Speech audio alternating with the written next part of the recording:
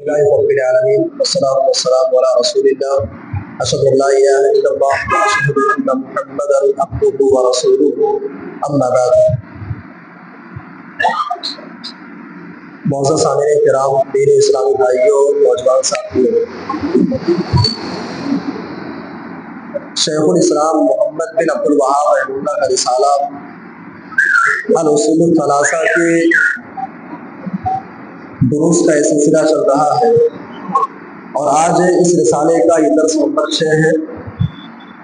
جیسا کہ شروعات میں آپ کو بتایا گیا تھا کہ الاصول الثلاثہ تین بنیادی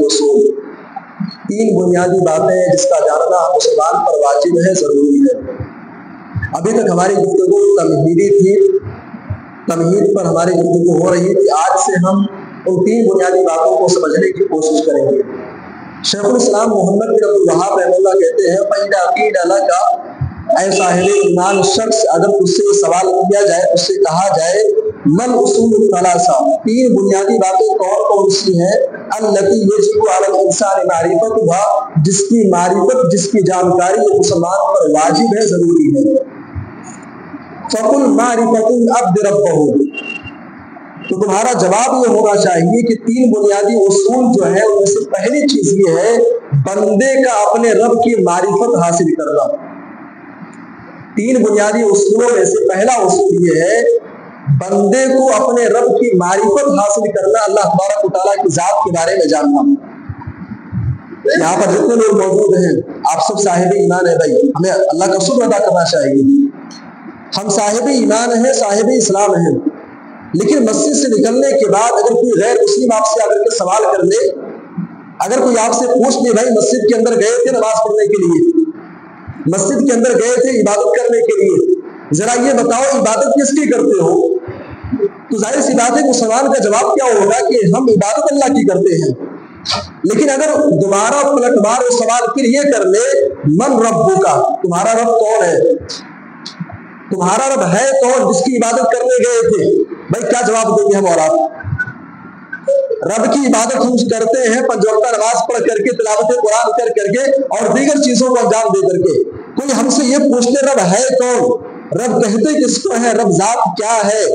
شیخ الاسلام محمد بن عبد الوہاب رحمہ اللہ اسی نقطے کی طرف اشارہ کر رہے ہیں کہ تین بنیادی باتیں جس کا سیکھنا، جس کا جاننا ایک مسلمان پر واجب ہے، ضروری ہے. پہلی چیز ہے انسان کا اپنے رب کے بارے میں معرفت حاصل کرنا. یہ معرفت کیا چیز ہوتی ہے بھائی؟ عربی زبان کے اندر کسی چیز کو جاننے کے لیے دو الفاظ استعمال ہوتے ہیں، ایک ہے علم رکھنا اور ایک ہے معرفت رکھنا. علم اور معرفت کے درمیان فرق ہے. بنیادی طور پہ معنی ہوتا ہے جاننا، لیکن علم کیا چیز ہے، معرفت کیا چیز ہے، دونوں میں فرق ہے. اور یہ فرق آپ سمجھنا چاہتے ہیں تو اس کو آپ ایسے ہی سمجھیے. ایک بہت بڑے عالم گزرے ہیں علامہ ابن قیم رحمہ اللہ، جو کہ شیخ الاسلام ابن تیمیہ رحمہ اللہ کے شاگرد ہیں. علامہ ابن قیم رحمہ اللہ اپنی کتاب مدارج السالکین کے اندر لکھتے ہیں، کہتے ہیں کہ المعرفہ تتعلق بذات الشیء، معرفت کہتے ہیں معرفت کا تعلق ہوتا ہے کسی ذات سے، والعلم يتعلق باحواله، اور علم کا تعلق اس کے احوال سے ہوتا ہے. معرفت کا تعلق ذات سے ہوتا ہے اور علم کا تعلق احوال سے ہوتا ہے. ایک عقلی مثال اپنے سامنے آپ رکھیں. مثال کے طور پر یہ مسجد ہے. اب یہاں علاقے کے لوگ جانتے ہیں کہ بھائی المرکز الاسلامی ایک مسجد ہے، یہاں نماز پڑھنے کے لیے آتے ہیں. فار ایگزامپل میں یہاں پہ آتا ہوں، بھائی ہر ہفتے میں درس دینے یہاں پہ آتا ہوں، میں جانتا ہوں کہ وقت الظہر ایک مسجد ہے، المرکز الاسلامی ایک مسجد ہے. مسجد کی جانکاری جو میرے پاس ہے اس کو بولتے معرفت. اور ایک یہاں کا مقامی رہنے والا، اسی مسجد کے اندر اذان دینے والے مؤذن صاحب ہیں، اسی مسجد کے اندر امامت کرانے والے امام صاحب ہیں. اب مسجد کے اندر کتنی کھڑکیاں ہیں، کتنے دروازے ہیں، کتنے پنکھے ہیں اس مسجد کے اندر، یہ مسجد کتنے فلور پر مشتمل ہے، ان ساری چیزوں کی معرفت اور جانکاری رکھنا اس کو کہتے ہیں علم.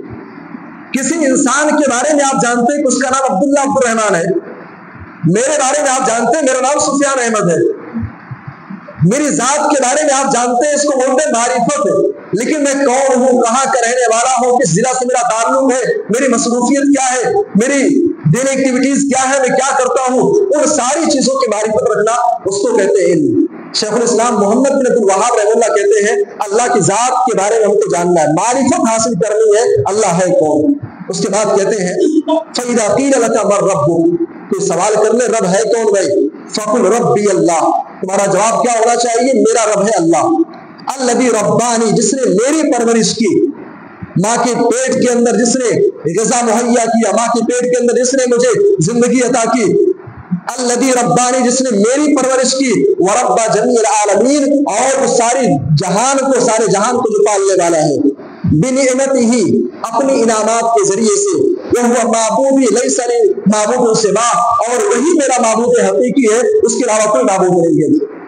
جواب کیا ہونا چاہیے، میرا رب اللہ ہے جس نے مجھے پیدا کیا، جس نے میری پرورش کی، جو مجھے کھلاتا ہے پلاتا ہے، اور صرف مجھے نہیں، اس روئے زمین کے اندر دنیا جہان میں جتنی چیزیں پائی جا رہی ہیں، ساری کی ساری چیزوں کے اوپر اللہ تبارک و تعالیٰ کی خصوصی رحمت ہے، اللہ کی انعامات ہے، جس سے جہان چل رہی ہے، جس سے دنیا چل رہی ہے۔ والدلیل قولہ تعالی، اور اس کی دلیل کیا ہے، ہم اور آپ سورۃ فاتحہ پڑھتے ہیں الحمدللہ رب العالمین، تمام قسم کی تعریفات اس اللہ کے لیے ہے جو سارے جہان کا پالنہار ہے۔ وکل ما سوی اللہ عالم، اللہ کے علاوہ جتنی چیزیں ہیں سب کے سب عالم کے اندر داخل ہے، عالمین میں اللہ کے علاوہ جتنی چیزیں ہیں سب داخل ہیں۔ وانا واحد من ذلک العالم وَنَحْنُ وَاحِدٌ مِّن ذَلِكَ الْعَالَمِ، ہم سب اسی دنیا کے حصے میں سے، اللہ کی مخلوقات میں سے ایک فرد ہم بھی ہیں، جو اللہ تبارک و تعالیٰ کی انعامات کے تحت ہم اور آپ زندگی بسر کر رہے ہیں۔ اس کے بعد شیخ الاسلام محمد بن عبد الوہاب رحمہ اللہ آگے کہتے ہیں فَإِذَا قِيلَ لَكَ، اگر کوئی دوبارہ پھر سوال کر لے، بِمَا عَرَفْتَ رَبَّكَ، تم نے اپنے رب کو جانا کیسے، اپنے رب کو تمہیں پہچانا کیسے، بِمَا عَرَفْتَ رَبَّكَ، رب کی معرفت کیسے حاصل ہوئی۔ مرنے کے بعد جب انسان قبر کے اندر دفن کیا جائے گا تو قبر کے اندر آپ سے ہم سے جہاں سوالات کئی سارے کیے جائیں گے، ایک سوال یہ بھی ہوگا، آپ قبر کے سوالات میں کامیاب ہو جاؤ گے بھائی، میرا رب اللہ ہے، میرا دین اسلام ہے، میرے نبی محمد صلی اللہ علیہ وسلم ہے، ایک سوال یہ بھی ہوگا تو نے رب کو جانا کیسے، تو نے کیسے پہچانا کہ تیرا رب اللہ ہے، تو نے کیسے پہچانا کہ تیرا دین اسلام ہے، تو نے کیسے جانا کہ تیرے نبی جناب محمد رسول اللہ ہے۔ یہ سوال بھی ہوگا، وجہ بتاؤ کیسے پتا چلا، کوئی سوال کر لے تم نے اپنے رب کو کیسے جانا، کیسے پہچانا اپنے رب کو۔ اس کے بعد پھر خود جواب دیتے ہیں، کہتے ہیں فَقُلْ بِآيَاتِهِ وَمَخْلُوقَاتِهِ، میں نے اللہ کو اس کی نشانیوں کے ذریعے سے پہچانا، اس کی مخلوقات کے ذریعے سے پہچانا۔ وَمِنْ آيَاتِهِ اللَّيْلُ وَالنَّهَارُ، اللہ کی نشانیوں میں سے دن ہے رات ہے، وَالشَّمْسُ وَالْقَمَرُ، سورج ہے چاند ہے، وَمِنْ مَخْلُوقَاتِهِ السَّمَاوَاتُ السَّبْعُ، اللہ کی مخلوقات میں سے ساتوں آسمان ہے، وَالْأَرْضُ وَالسَّبْعُ، ساتوں زمین ہے، وَمَنْ فِيهِنَّ، ساتوں زمین ساتوں آسمان کے درمیان جو مخلوقات ہیں، وَمَا بَيْنَهُمَا، اور ان کے درمیان جتنی مخلوقات ہیں، میں نے اس ساری چیزوں پر جب میں نے غور کیا تو نتیجہ یہ سامنے آیا کہ میرا رب اللہ ہے۔ ان ساری چیزوں پر غور کر کے میں نے اپنے رب کو پہچانا۔ اور ایک مثال اپنے سامنے آپ رکھیں بھائی، ہم اور آپ مسجد کے اندر موجود ہیں، ابھی اذان کا ٹائم ہوتا ہے، نماز کا ٹائم ہوتا ہے، اذان کا ٹائم ہوتا ہے، اب ظاہر سی بات ہے مائک میں اذان دینا ہے۔ کیا کبھی ایسا ہوا ہے کہ بٹن اپنے آپ آن ہو گیا ہو، یہ مائکرو فون خود آ کر کے آپ کے کان میں لگ گیا ہو؟ ایسا بھی ہوتا ہے بھائی، ایک معمولی سی بٹن ہے، ایک بٹن اپنے آپ چالو نہیں ہو رہا ہے، یہ مائکرو فون خود بخود میرے کان میں آ کر کے نہیں لگ رہا ہے، آپ کو گرمی لگ رہی ہے، پنکھا آپ کو چالو کرنا پڑے گا، وہ اپنے آپ چالو نہیں ہوگا بھائی۔ یہ ساری کی ساری چیزیں، یہ تو ایک دو مثالیں ہیں، یہ معمولی نعمتیں ہیں، معمولی چیزیں ہیں۔ اس جہان کے اندر پائی جانے والی مخلوقات پر انسان غور کرے گا، ایک معمولی سا پنکھا اپنے آپ سے نہیں چالو ہو رہا ہے، یہ سورج کا نکلنا، چاند کا نکلنا، دن کا آنا، رات کا جانا، یہ ساری کی ساری چیزیں بھائی اپنے آپ کیسے ہو رہی ہیں؟ ضرور کوئی تو ہے، پنکھا چالو کرنے والا اگر کوئی ہے، بٹن آن کرنے والا کوئی ہے، تو کوئی ذات ہے جو سارے جہان کو چلا رہی ہے، کوئی ذات ہے جو سورج کو نکالتی ہے، کوئی ذات ہے جو چاند کو نکالنے والی ہے، کوئی ذات ہے۔ ان ساری چیزوں پر جب انسان غور کرتا ہے تو نتیجہ سامنے آتا ہے کہ کوئی ذات ہے بھائی، وہی ہمارا رب ہے۔ اور بات یہاں سورج کی آئی ہے تو چیز آپ کو ذکر کرتا چلوں آپ کے سامنے، سورج کے تعلق سے صحیح بخاری کی روایت ہے، امام بخاری رحمہ اللہ اپنے صحیح کے اندر کتاب التوحید میں ایک روایت نقل کرتے ہیں۔ حدیث کے راوی ابو ذر غفاری رضی اللہ تعالیٰ عنہ ہے۔ ابو ذر غفاری رضی اللہ عنہ کہتے ہیں اللہ کے نبی مسجد کے اندر موجود تھے، اب عشاء کی نماز پڑھ کے ہم بیٹھے ہوئے ہیں، प्यारे नबी मस्जिद के अंदर मौजूद थे, मस्जिद नबवी के अंदर। अबू ज़र ग़िफ़ारी रज़ियल्लाहु अन्हु मस्जिद के अंदर दाखिल होते हैं और कहते हैं कि मैं मस्जिद के अंदर आया, अल्लाह के नबी के पास बैठा हूँ, सूरज डूब गया। सूरज डूबने के बाद प्यारे नबी ने पूछा कि अबू ज़र, क्या जानते हो सूरज कहाँ जाता है? सूरज जब डूबता है तो डूबने के बाद कहाँ जाता है? अबू ज़र ग़िफ़ारी रज़ियल्लाहु अन्हु कहते हैं अल्लाह व रसूलुहु आलम, अल्लाह जानता है, उसके रसूल बेहतर जानते हैं। अल्लाह के नबी ने फरमाया कि अबू ज़र सुनो, जब सूरज डूबता है तो डूबने के बाद ये अल्लाह तबारक व तआला के अर्श के नीचे जाता है और अर्श के नीचे जा करके सूरज दोबारा तुलू होने की, सूरज अल्लाह के अर्श के तले जा करके सजदा करने की इजाजत मांगता है, सजदा करने की इजाजत मांगता है। उसे सजदा करने की इजाजत दी जाती है, फिर उसे हुक्म दिया जाता है कि आए सूरज कल दोबारा से तू पूरब से निकल जा। अल्लाह के नबी सल्लल्लाहु अलैहि वसल्लम कहते हैं लेकिन अबू ज़र सुनो, जब क़यामत करीब आएगी, सूरज अल्लाह के अर्श के पास जाएगा, सजदा करने की इजाजत मांगेगा, सूरज से कहा जाएगा ऐ सूरज तू जहां से आया है वहां से वापस चला जा, जहां से आया है तू वापस चला जा। इरजी मिन हैथु जीती, जहां से आया है वहां चला जा। पश्चिम में डूबा था, वापस पश्चिम में चला जा और दोबारा तुझे पश्चिम ही से निकलना है फिर। और आप जानते हैं क़यामत की 10 बड़ी निशानियों में से निशानी है सूरज का पश्चिम से निकलना। सूरज पूरब से निकलता है, मगरिब में डूबता है, लेकिन पूर्व क़यामत ऐसा होगा, क़यामत की बड़ी निशानियों में से है सूरज जो है पूरब के बजाय पश्चिम से निकलना शुरू हो जाएगा। प्यारे नबी कहते हैं सूरज को हुक्म दिया जाएगा कि वहां चला जाए। एक आलिम गुजरे हैं इमाम तहावी रहमतुल्लाह, बहुत बड़े आलिम गुजरे हैं इमाम तहावी रहमतुल्लाह, इस हदीस के ताल्लुक से कहते हैं कि यह हदीस में बताती है हादा यदुल्लु अला अन्न शम्स तग़रुबु फिस समा, यह हदीस बतलाती है कि सूरज जो है ये जमीन के अंदर नहीं डूबता है। भाई आप चटिल मैदान में चले जाए, हम और आप जब साहिल समंदर पे खड़े होते हैं, हमको क्या लगता है कि सूरज पानी के अंदर डूब गया। इमाम तहावी रहमतुल्लाह इस हदीस के जरिए से मसला इस्तेमाल करते हैं, कहते हैं हदीस बतलाती है कि सूरज जो है, सूरज ये जमीन के अंदर या पानी के अंदर नहीं डूबता है, सूरज आसमान में डूबता है। ये हमारी नजर का धोखा है जो हम ये समझते हैं कि सूरज पानी के अंदर जमीन के अंदर चला गया। बहरहाल ये बात आई थी शम्स के ताल्लुक से, जब अल्लाह के निशानियों पर हम गौर करते हैं तो मालूम ये होता है कि कोई जात है जो सारी चीजों को पैदा करने वाली है। उसके बाद कहते हैं दलील पेश करते हैं, 2 आयतें बतौर दलील पेश करते हैं, उन्हीं 2 आयतों का तर्जुमा सुना करके बात खत्म करता हूँ। कहते हैं कि वो दलील कौलुहु तआला व मिन आयातिहिल लैल वन नहार, अल्लाह की निशानियों में से रात है, दिन है, वश्शम्सु वल कमरु, सूरज है, चांद है, ला तस्जुदू लिश्शम्सि वला लिल कमर, सूरज को सजदा मत करो, चांद को सजदा मत करो। भाई सूरज को सजदा करते हैं लोग, चांद को सजदा करते हैं, भाई सूरज खुद जा करके अल्लाह तबारक व तआला के सामने इजाजत तलब करता है सजदा करने की।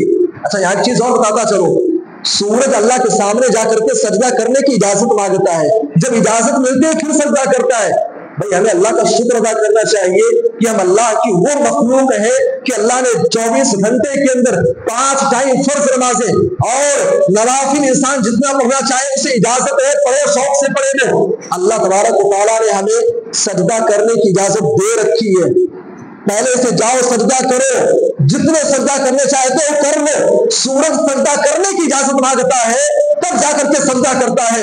यहाँ इंसान को फुल परमिशन मिली हुई है, इब्ने आदम को, मुसलमानों को, लेकिन मुसलमान अल्लाह के सामने देख सारे झुकाने को तैयार होंगे। भाई और दोस्तों, ला तस्जुदू लिश्शम्स, कुरान कहता है सूरज को सजदा मत करो, चांद को सजदा मत करो, वस्जुदू लिल्लाहि अल्लज़ी खलक़हुन्ना, सजदा उसको करो जिसने इन सारी चीजों को पैदा किया है। इन कुंतुम इय्याहु ताबुदून, अगर तुम हकीकी मानो में इनकी इबादत, अल्लाह की इबादत करने वाले हो। उसके बाद दूसरी आयत पेश करते हैं वक़ौलुहु तआला इन्ना रब्बकुमुल्लाह, तुम्हारा रब कौन है? अल्लाह है। अल्लज़ी खलक़स समावाति वल अर्द, जिसने आसमानों को पैदा किया, जमीन को पैदा किया, फी सिद्दति अय्याम, 6 दिनों में। जमीन आसमान की पैदाइश 6 दिनों के अंदर हुई। और कैसे हुई? इत्तिवार के दिन से, संडे से, आज संडे का दिन है, इत्तिवार से दिन और रात की 6 दिनों की पैदाइश शुरू हुई। अल्लाह तबारक व तआला ने आसमान और जमीन को 6 दिनों में पैदा किया, इत्तिवार से लेकर के जुमा तक। इत्तिवार, सोम, मंगल, बुध, जुमेरात, जुमा, 6 दिन में अल्लाह तबारक व तआला ने आसमान और ज़मीन की तख्लीक की। फिर मस्तवा अलल अर्श, उसके बाद अल्लाह ताला अर्श पर मुस्तवी हुआ। युग़शिल लैल अन्नहारा यतलुबुहु हतीता, रात डूबती है اس کے بعد دن آ جاتا ہے، دن ڈوبتی ہے، اس کے بعد پھر رات آ جاتی ہے۔ والشمس والقمر والنجوم مسخرات بامرہ، اللہ نے سورج کو پیدا کیا، چاند کو پیدا کیا، ستاروں کو پیدا کیا، یہ سارے کے سارے اللہ تبارک و تعالیٰ کے تابع ہیں، فرما بردار ہیں۔ سورج، چاند، ستارے سب اللہ کے تابع فرما بردار ہیں۔ میرے بھائی اور دوستوں، یہاں پہ سمجھنے کی چیز یہ ہے، سورج ہمارے اور آپ کے مقابلے میں بہت بڑی مخلوق ہے، چاند ہمارے اور آپ کے مقابلے میں بہت بڑی مخلوق ہے۔ قرآن کہتا ہے کہ سورج اللہ کے تابع ہے، چاند اللہ کے تابع ہے۔ جب اللہ تبارک و تعالیٰ کی ساری مخلوقات اللہ کے تابع ہیں تو بھائی اللہ تبارک و تعالیٰ نے ہمیں اور آپ کو پیدا کیا ہے، تو بدرجہ اولا ہمارے اور آپ کے لیے ضروری ہے کہ ہم بھی اللہ تبارک و تعالیٰ کی تابع داری کرنے والے ہیں۔ سورج اللہ کے تابع ہے، اللہ کے حکم کے مطابق نکلتا ہے ڈوبتا ہے، چاند اللہ کے حکم کے مطابق نکلتا ہے ڈوبتا ہے۔ ایک مسلمان کو، صاحب ایمان کو، جس کو اللہ تبارک و تعالیٰ نے بے شمار نعمتوں سے نوازا ہے، اسے تو بدرجہ اللہ کی اطاعت کرنے والا بننا چاہیے، اللہ کی تابع داری کرنے والا بننا چاہیے۔ اس کے بعد قرآن حکیم کہتا ہے الا لہ الخلق والامر تبارک اللہ رب العالمین، اللہ تبارک و تعالیٰ یہ ساری مخلوقات کو پیدا کرنے والا ہے اور سارے معاملات اسی کے ہاتھ میں ہیں، سارے معاملات اسی کے ہاتھ میں ہیں۔ الامر کی تھوڑی سی وضاحت کر کے بات ختم کرتے ہیں۔ الامر کا مطلب ہوتا ہے حکم، سارے معاملات اللہ کے ہاتھ میں ہیں۔ بعض اہل علم کہتے ہیں امر سے مراد جو ہے دینی معاملات ہیں، شرعی معاملات ہیں، شریعت کے اندر جو بھی احکام ہے، جو بھی ساری چیزیں ہیں، وہ ساری کی ساری چیزیں اللہ تبارک و تعالیٰ کی جانب سے ہیں۔ لہٰذا جب شریعت کے سارے معاملات، سارے امور اللہ کے ہاتھ میں ہیں تو ابن آدم میں سے کسی کو اس بات کی قطعی طور پر اجازت نہیں ہے کہ وہ شریعت کے اندر دخل اندازی کرے، شریعت کے اندر کوئی انسان اپنے طور پر کوئی معاملہ، کوئی چیز اس کے اندر داخل کرے۔ اور الامر کا ایک عام معنی ہے سارے معاملات اللہ کے ہاتھ میں ہیں۔ ابھی ایکشن کا نتیجہ آپ کے سامنے آیا، ساری چیزوں پر آپ کی نظر ہے، میں اس پر کچھ کہنا نہیں چاہوں گا، لیکن اتنا ضرور کہوں گا کہ الامر الا لہ الخلق والامر، تمام قسم کے معاملات اللہ کے ہاتھ میں ہیں، جو بھی ہے۔ وَلَيْسَ لِلْإِنسَانِ إِلَّا مَا سَعَىٰ، انسان کا کام ہے کوشش کرنا، نتائج کیا ہوں گے، کیسے ہوں گے، انسان کے حق میں کیا بہتر ہے، کیا بہتر نہیں ہے، کب انسان کو سلطنت دینی ہے، کب نہیں دینی ہے، کب انسان کو حکومت پر فائز کرنا ہے، کب نہیں کرنا ہے، ان ساری کی ساری چیزوں کے بارے میں جانکاری رکھنے والا اور بہتر سمجھنے والا اللہ تبارک و تعالیٰ کی ذات ہے۔ اس میں باتیں تھیں اللہ تبارک و تعالیٰ کی ذات کے تعلق سے، اور بھی کئی ساری چیزیں اگلے دروس میں انشاءاللہ ہم بات کریں گے ان پر۔ اللہ سے دعا ہے اللہ ہم سب کو حقیقی معنوں میں ایمان والا بنا، توحید والا بنا، آمین۔ تقبل یا رب العالمین۔